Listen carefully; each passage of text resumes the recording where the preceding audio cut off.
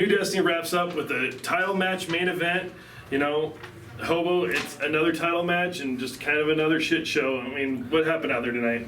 Well, you know, anytime Robles is involved, like I said earlier, he will put his hands in the pot, and you never know what to expect. But, you know, I think with the title of the show, A New Destiny, I think that's exactly what everybody saw tonight. This is the New Destiny. This is the new champion. This is the way things are going to be around here for a long, long time. So I suggest you get used to it. Hobo Hank is here. Bring them, large, small, I don't care. They're all going to fall. I'm your DWO champ. So are you ready for Johnny K? I'm ready for Johnny K. If that's what they want to put in front of me next, that's great. I don't care if it's Johnny K. I don't care if it's Chad Thomas. Obviously, I don't care if he's 6'9", 297 pounds. Bring who you got, Robles.